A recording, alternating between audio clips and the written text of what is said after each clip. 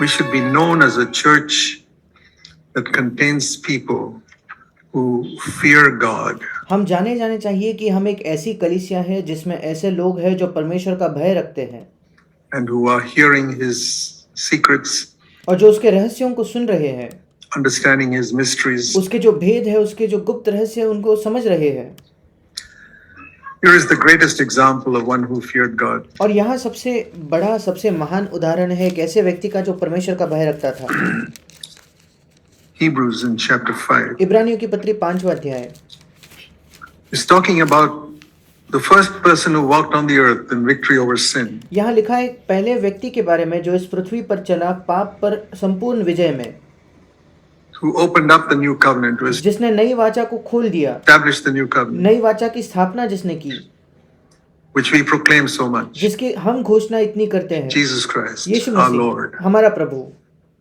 And it's talking about how we got victory over sin, और यहाँ लिखा है कि हम कैसे पाप पर विजय प्राप्त कर सकते हैं, the secret of godliness. ईश्वरीयता का रहस्य। Hebrews 5:7 and इब्रानियों 5 उसका 7वां वचन। days of his flesh, that is in the 33.5 years यीशु ने अपनी देह में रहने के दिनों में, इसका मतलब उस 33.5 वर्ष जब वो इस पृथ्वी पर था, that he lived on the earth. In other words, दूसरे शब्दों में कहे तो जो उन 33.5 वर्षों में जब वो इस पृथ्वी पर था, he prayed, and supplication means specific request. और वहां लिखा है कि उसने ऊंचे शब्द से पुकार कर उसने प्रार्थनाएं की और विनती की, और विनती का मतलब है एक विशेष कोई चीज परमेश्वर से मांगना। Prayer is generally, प्रार्थना जो है वो साधारण होता है, Lord help me, Lord bless me. प्रभु मेरी सहायता कर, मुझे आशीष दे। But supplication is, Lord, this particular thing I want you to do for me. पर विनती करने का मतलब है प्रभु ये विशेष जो बात है वो मैं चाहता हूं तू मेरे लिए करे। And what was the particular thing he prayed for? और वो विशेष बात कौन सी थी जिसके लिए यीशु ने प्रार्थना की? It says here in the same verse, to be saved from spiritual death. और यहाँ लिखा है कि वो उसको मृत्यु से बचा सके, आत्मिक मृत्यु से बचा सके। How do I know it's spiritual death and not physical death? मैं कैसे जानता हूं कि यहाँ जिस मृत्यु का जिक्र किया गया है वो आत्मिक मृत्यु है और शारीरिक मृत्यु नहीं? Because it says there he was heard. क्योंकि वहां लिखा है कि उसकी सुनी गई। He was heard. That means his prayer was answered. उसकी सुनी गई मतलब उसके प्रार्थना का उत्तर मिला। So it was not physical death because he was not saved from physical death. और इसलिए यह शारीरिक मृत्यु नहीं हो सकती क्योंकि यीशु मसीह को शारीरिक मृत्यु से तो बचाया नहीं गया था। There are two deaths mentioned in the Bible. Bible में दो मृत्यु का जिक्र किया है, Physical death, spiritual death. आत्मिक मृत्यु और शारीरिक मृत्यु। And Jesus never prayed to be saved from physical death. और यीशु ने कभी प्रार्थना नहीं की कि वो शारीरिक मृत्यु से बचाया जाए। No, he was never afraid of that. I mean, नहीं, वो उससे कभी नहीं डरता था। we have Christian martyrs who have gone boldly to the martyrdom. They were not afraid of death. Where can Jesus be afraid of it? हमारे पास ऐसे मसीही लोग हैं जो शहीद हो गए, जिनको मसीह के लिए मार दिया गया और वे खुशी खुशी उसका निडरता से उन्होंने सामना किया। कैसे संभव है कि यीशु मसीह शारीरिक मृत्यु से डरता था? But that was a death that Jesus feared. पर एक मृत्यु थी जिससे यीशु मसीह डरता था, And that was the death that is a result of sin. और वो मृत्यु थी जो पाप के परिणाम स्वरूप आती है। If you turn over to the next book, James, अगर आप इसी में अगली किताब निकालो बाइबल में जो है याकूब की पत्री, it says there how sin ends in death. वहां लिखा है कैसे पाप का अंत जो है वो मृत्यु में होता है। James 1 shows the progression of temptation to sin to death. याकूब की पत्री पहला अध्याय दिखाता है कैसे ये क्रम से बढ़ते जाता है, प्रलोभन, फिर पाप, फिर मृत्यु। See this.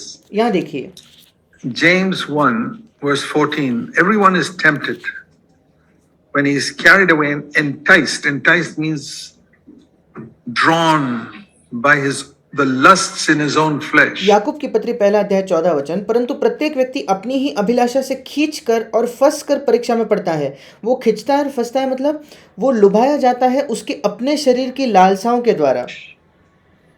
We're tempted externally by the devil. हम बाहरी तौर पर परीक्षा हमारी शैतान लेता है, Jesus was, but जैसे यीशु की भी हुई। it's basically from the lusts in our own flesh that we are tempted. The devil पर मूलभूत तौर पर हमारे शरीर की जो लालसाएं, अभिलाषाएं हैं, उसके द्वारा हम प्रलोभन में पड़ते हैं। appeals to some lust in our flesh. शैतान हमारे शरीर के अंदर जो पहले से ही कोई लालसा कोई अभिलाषा है उसी के द्वारा हमें लुभाता है।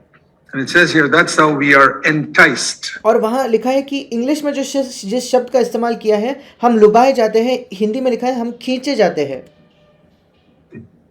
And if I respond to that enticement, और अगर शैतान के उस प्रलोभन को, उस लुभाने के प्रति मैं प्रतिक्रिया देने लगूं तो that invitation, that tempting invitation, वो जो न्योता मानो शैतान मुझे दे रहा है, वो प्रलोभन का एक न्योता मेरे सामने जो वो रख रहा है from my flesh, मेरे ही शरीर से, to have a bitterness against somebody, to कि मैं किसी के प्रति कड़वाहट रखूं, grumble about something, कि मैं to किसी के बारे में कुड़कुड़ाहट करूं, judge somebody, किसी का न्याय करूं, to lust after someone, किसी के बारे में लालसा करूं, कुदृष्टि से किसी को देखूं, to be unrighteous with money, whatever it पैसे के साथ अधर्मी रहूं, is, those various desires with which you are enticed. वो कुछ भी क्यों ना हो, ये अलग अलग लालसाएं जिससे आप लुभाए जाते हो।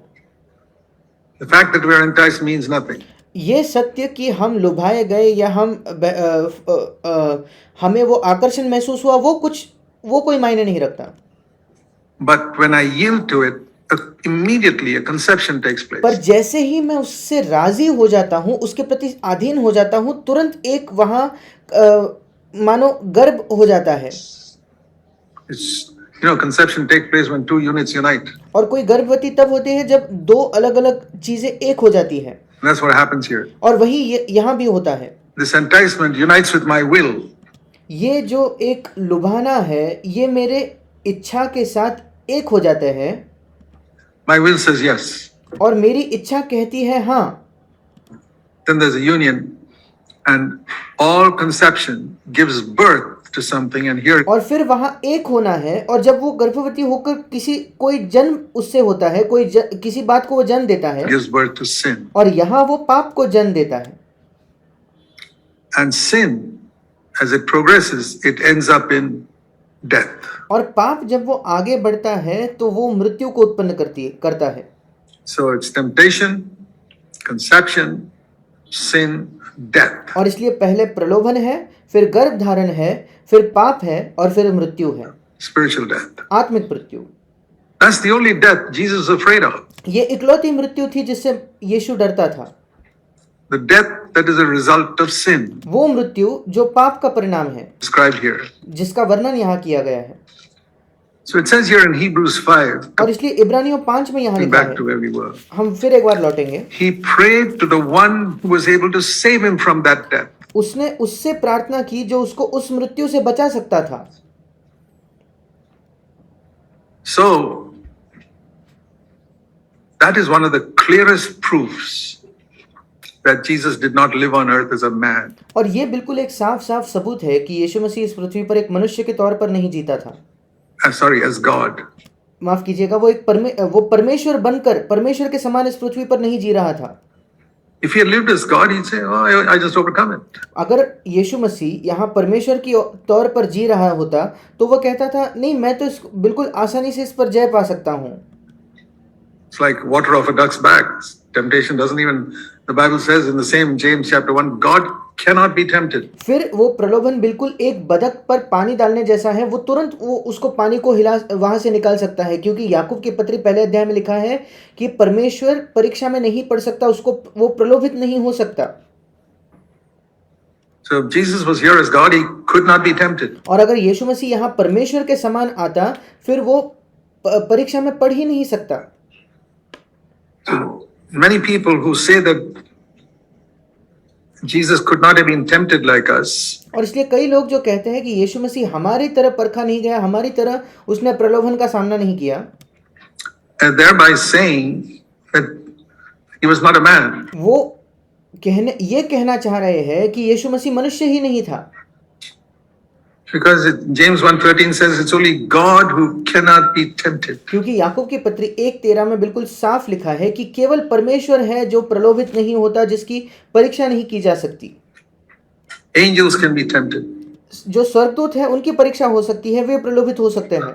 Every created being with a conscience can be tempted. हर एक सृजा हुआ प्राणी जिसके अंदर कोई विवेक है वो परखा जा सकता है, वो प्रलोभित हो सकता है। Animals can't be tempted to जो जानवर है वो प्रलोभित नहीं हो सकते। sin.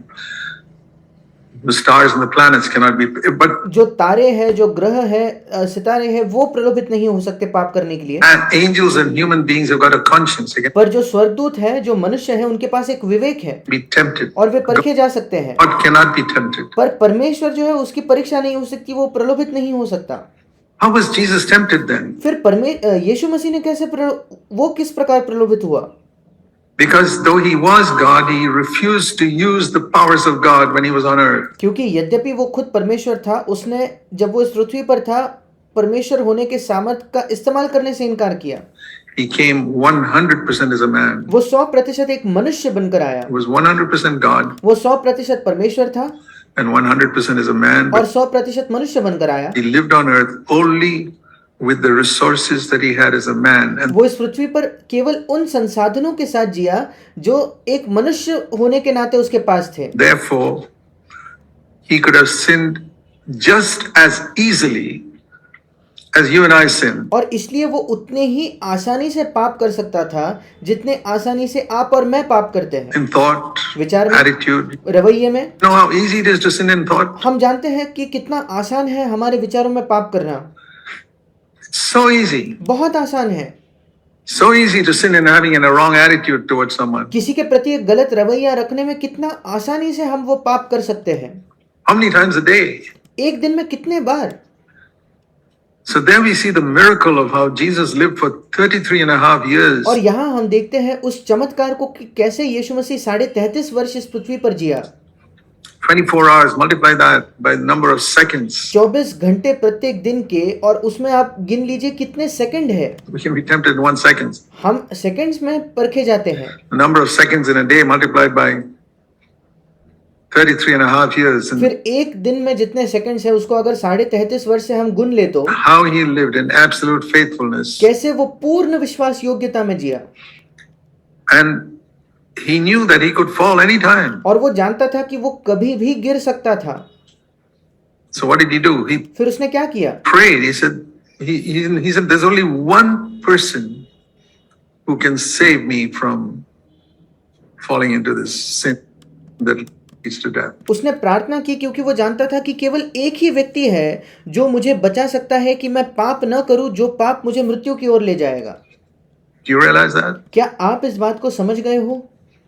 Is it your determination or your having understood the new covenant? Now I can get victory over sin. क्या आपके निश्चय की वजह से कि आप कोई दृढ़ निश्चय करते हो, क्या इस वजह से आप पाप पर विजय पा सकते हो, या इसलिए क्योंकि आप नई वाचा को समझ गए हो इसलिए आप पाप पर विजय पा सकते हो? Oh, you can understand anything in the world. There's only one person who can save you from death. It says there. नहीं, आप चाहे जितना कुछ समझ लो इस संसार में, केवल एक ही व्यक्ति है जो आपको पाप में गिरने से बचा सकता है। I need to recognize that there's only one way I can be saved from sin. मुझे ये जानने की जरूरत है कि केवल एक ही तरीका है जिसके द्वारा मैं पाप से बचाया जा सकता हूँ, मेरा पाप से उद्धार हो सकता है। We may have imagined that because we have understood the new covenant in CCF, we'll have victory over sin, and you haven't got it. और हम शायद ये कल्पना कर सकते हैं कि क्योंकि इस NCCF की कलीसिया में हम नई वाचा को समझ गए हैं इसलिए हम पाप पर विजय पा लेंगे, पर हमने अब तक पाप पर आपने विजय नहीं पाई है। Even though you understood it intellectually. इसके बावजूद कि आपने अपने दिमाग में एक बौद्धिक तौर पर उसको समझ लिया है। I've met people who can explain the new covenant clearly, but they're defeated by sin. मैं ऐसे लोगों से मिला हूं जो बिल्कुल स्पष्टता से नई वाचा को समझा सकते हैं पर वे पाप से हारे हुए हैं। Because this phrase, the one who is able to save us from sin, क्योंकि यहाँ जो लिखा है वो जो हमें मृत्यु से अर्थात पाप से बचा it's सकता only है, God himself. वो केवल खुद परमेश्वर है। That's why he gave us the Holy Spirit. इसी वजह से उसने हमें पवित्र आत्मा को दिया। The Holy Spirit is our helper पवित्र आत्मा ये हमारा सहायक है to help Me to what? It's not help me to make money. वो मेरा किस चीज में सहायता करना चाहता है? ये नहीं कि मैं अधिक पैसा कमाऊं, It's not help me to get more educated. ये नहीं कि मैं ज्यादा पढ़ाई लिखाई में मेरी वो सहायता करे, It's not help me to be with my daily chores. It's ये नहीं कि मेरे प्रतिदिन के काम में वो मेरी सहायता करे। primarily to help me not to sin. मूलभूत तौर पर पवित्र आत्मा इसलिए दिया गया है ताकि वो मेरी सहायता करे कि मैं पाप न करूं। That's why He's given us the Holy Spirit. इसी वजह से उसने हमें पवित्र आत्मा को दिया है। And it's a tremendous deception when there are Christian groups who say that the Holy Spirit has come to make you speak in tongues. और ये बहुत बड़ा धोखा है कि आज ऐसे मसीही लोगों के समूह है जो कहते हैं कि पवित्र आत्मा इसलिए आया है ताकि आप अन्य भाषा में बात कर सको। I believe in speaking in tongues, but it's absolute nonsense to say that that's the primary reason why He was given. मैं अन्य भाषा में बात करता हूं, पर मेरा ये विश्वास है कि बिल्कुल भी गलत बात है कि परमेश्वर ने हमें पवित्र आत्मा मूलभूत तौर पर इसलिए दिया कि हम अन्य भाषा में बात करें। ये बिल्कुल बिल्कुल गलत है। He was given so that we might not sin. पवित्र आत्मा इसलिए दिया गया था ताकि हम पाप न करें। Man is helpless and needs a helper. मनुष्य असहाय है और उसको एक सहायक की आवश्यकता है। That's why Jesus called the Holy Spirit a helper. इसी वजह से यीशु मसीह ने पवित्र आत्मा को एक सहायक कहा। In John 14, यूहन्ना उसके 14 अध्याय में, I will send you a helper. मैं तुम्हें एक सहायक भेजूंगा। Let me show you that passage, मैं आपको उस वचन को दिखाना चाहता हूँ so that it become very clear that what I'm saying is not theory. ताकि आपको ये बिल्कुल साफ हो जाए कि मैं जो कह रहा हूँ ये केवल कोई तर्क नहीं है, कोई थियरी नहीं है। You read scripture carefully, John chapter 14. आप बाइबल को अच्छे से अगर पढ़ोगे तो यूहन्ना का सुसमाचार उसका 14 अध्याय, It's the last supper. ये अंतिम भोज का समय And था he's speaking to his disciples, और वो अपने शिष्यों से बात कर रहा है यीशु मसीह, and he tells them, और वो उनसे कहता है, verse 15, first of all, 15 वचन में सबसे पहले, if you love me, you will keep my commandments. यदि तुम मुझसे प्रेम रखते हो तो मेरी आज्ञाओं को मानोगे। And you know how difficult those commandments are. और आप जानते हो कि ये आज्ञाएं कितनी कठिन है। Never lust after a woman, never कभी किसी स्त्री के लिए लालसा न करें, get angry, कभी गुस्सा न हो, never love money, कभी पैसे से प्रेम न करें, never be anxious. I'm just कभी speaking चिंता न करें। Sermon on the Mount. मैं केवल पहाड़ी उपदेश से बात कर रहा हूँ। अब Never judge others or कभी किसी का न्याय न करें, condemn others. किसी पर दोष न लगाए। How in the world are you going to keep it? फिर कैसे संभव है संसार में कि हम ये सारी चीजों को करें? Lord, it's impossible. प्रभु ये असंभव है। So the next sentence is, और don't worry, इसलिए अगला वाक्य ये है, चिंता मत करो, I'll give you a helper. Verse मैं तुम्हें एक सहायक दूंगा। 16. 16वां वचन। Have you seen the connection? क्या आपने संबंध को देखा है यहाँ? That the first reference to the Holy Spirit being given as a gift is in relation to overcoming sin. कि पहले बार जब पवित्र आत्मा का जिक्र किया गया है कि हमें एक सहायक के तौर पर पवित्र आत्मा दिया जाएगा, तो वो पाप पर विजय पाने के संदर्भ में है, In relation to keeping the commandments. आज्ञाओं को मानने के संदर्भ में है। वो If you love me, you'll keep my commandments, and I know they are difficult to keep, so I'm going to give you a helper. I'm going to pray the Father. अगर तुम मुझसे प्रेम करते हो तो तुम मेरी आज्ञाओं को मानोगे, और मैं जानता हूं कि मेरी आज्ञाएं मानना कठिन है, इसलिए मैं तुम्हें एक सहायक दूंगा। To give you a helper. मैं पिता से विनती करूंगा कि वो तुम्हें एक और सहायक दे। It's called the Spirit of Truth. उसे सत्य का आत्मा भी कहा गया It है। will bring truth into your life. वो आपके जीवन में सत्य लाएगा। You shall know the truth, and the truth shall set you free तुम सत्य को जानोगे और सत्य तुम्हें स्वतंत्र करेगा, from sin. पाप से स्वतंत्र। So we see there. So coming back to Hebrews in chapter 5, और इसलिए फिर एक बार इब्रानियों के पत्र उसके 5वें अध्याय में अगर हम आएंगे, Jesus knew there was only one person who can save him from sin. यीशु जानता था कि केवल एक ही व्यक्ति है जो उसको पाप से उसका उद्धार कर सकता है, And that's God. और वो है परमेश्वर। And he prayed. और उसने प्रार्थना की, He prayed to the Holy Spirit. उसने पवित्र आत्मा को प्रार्थना की, Help me मेरी सहायता कर that I don't sin. कि मैं पाप न करूं। That's what we need to pray. वही हमें प्रार्थना करने की जरूरत है। The merely understanding the theory of the new covenant will not get us anywhere. That's केवल नई वाचा के सिद्धांतों को, उसके तर्क को समझना, ये हमें कहीं नहीं ले जाएगा। good enough for us to explain to others वो हमारे लिए केवल पर्याप्त है अगर हम दूसरों को समझाना चाहते हैं तो, and to show them that we've understood a truth in the Bible which they haven't understood. और अगर हम दूसरों को ये बताना चाहते हैं कि हम बाइबल में एक ऐसे सत्य को समझ गए हैं जो आप नहीं समझे हो। A lot of people just do that. कई लोग केवल यही करते हैं। I've understood the truth you don't understand. I'll explain the new covenant to you. मैं एक ऐसे सत्य को समझ गया हूँ जो तुम नहीं समझते, तुम नहीं समझे हो, इसलिए मैं तुम्हें नई वाचा को समझाऊंगा। Well, we got to explain it by our life, हमें अपने जीवन से नई वाचा को स्पष्ट करना है, सिखाना है। the life that overcomes sin. एक ऐसा जीवन जो पाप पर विजय पाता है। And that will only come if we lean upon the Holy Spirit. और ये केवल तभी होगा अगर हम पवित्र आत्मा पर निर्भर होंगे तो।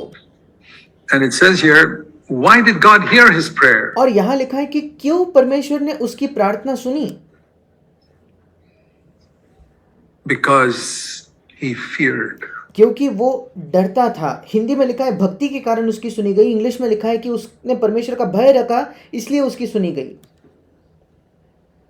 That's what it says here. यहाँ वही लिखा है, Because he feared. क्योंकि वो डरता था, परमेश्वर का भय रखता था। It says in verse 7. 7वें वचन में लिखा है। So, why is my prayer not heard? फिर मेरी प्रार्थना का उत्तर क्यों नहीं मिलता? The secret of the Lord is with those who fear him. प्रभु का रहस्य, परमेश्वर का रहस्य उसके डरवैयों के साथ है। उनको परमेश्वर का रहस्य उनके साथ है जो उसका भय रखते हैं।